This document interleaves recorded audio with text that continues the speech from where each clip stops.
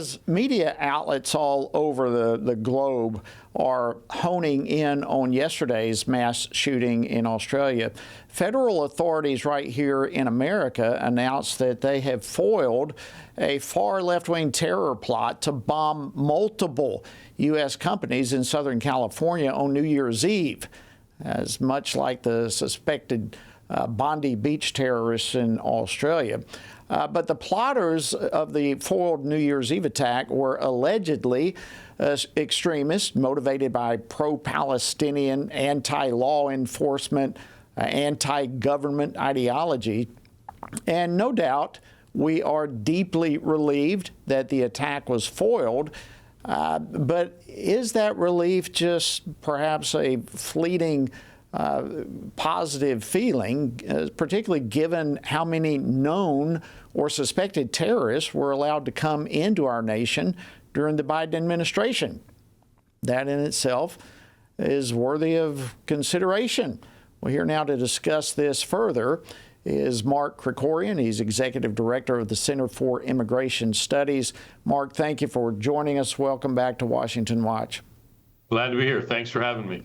Okay, can you go further into what we know about this alleged bombing in the plot there in California and the motives of these suspects? Yeah, I don't know any of the details on this. I just know what everybody else has seen. But this is the kind of thing we're going to see more of. We've seen it in Europe. We just saw it in Australia. And we've seen this kind of thing here in this country as well. And we're going to see more. And the fact is that President Biden let the border open, and thousands of people we suspect might be terrorists. But even if it's only a couple of hundred, how many does it take? It took 2 people in Australia to murder all those, 15 people at that Hanukkah celebration. It took 19 terrorists to stage 9/11.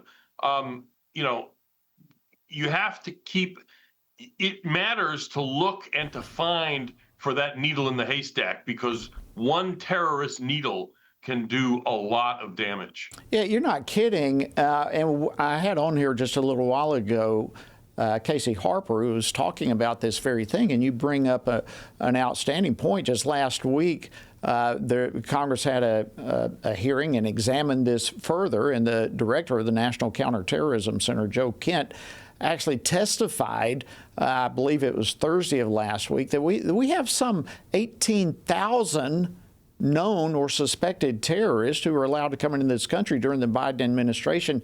Does that number shock you? After doing this for 30 years, no, it's hard to shock me. It shocks me what the Biden administration did, but this was an inevitable consequence of that. How could that not happen? I mean, imagine you're a narco-terrorist or an Islamist or even a Chinese military intelligence. If the stupid Americans are letting anybody who crosses the border in and just giving them, a piece of paper and dropping them off at the bus station, you would be derelict in your duty not to be sneaking people into the country, even if you don't have any specific plans. Let's get some guys in there now that the door is open, and we can see, we'll decide later what we're going to do with them. So while it is a shocking statistic, I got to say, I'm kind of beyond the ability to be shocked at this point because of what this previous administration did. Yeah. Well, 18,000 is a shocking number to me, as you said it is to you, but you're not surprised by what the previous administration did. So what about the current administration? How has the Trump administration been doing?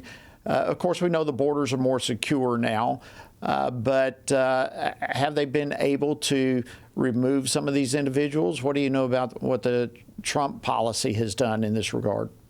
I wouldn't just pass over the border being secure just as a kind of throwaway line, because the border isn't just more secure. There are fewer illegal aliens coming over the border than, not just since the 1960s, which is the way people talk about it. This is actually the lowest level since the 19th century, because back in the 40s and 50s and whatever, they didn't know what was going on the border. We have cameras everywhere now. We know everybody who's coming over, and no one's coming over. So that itself really is remarkable and has to be noted as such. As far as getting people out of the country, they're doing what they can, but most illegal immigrants live in sanctuary cities.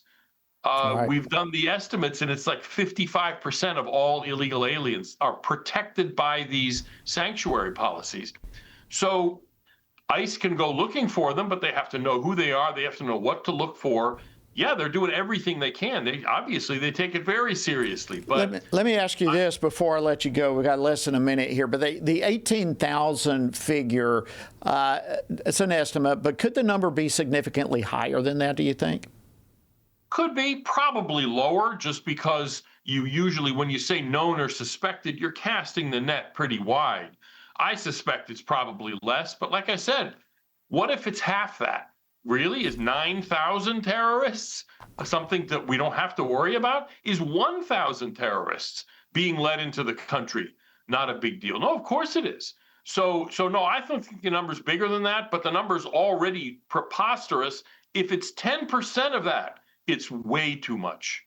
Great point.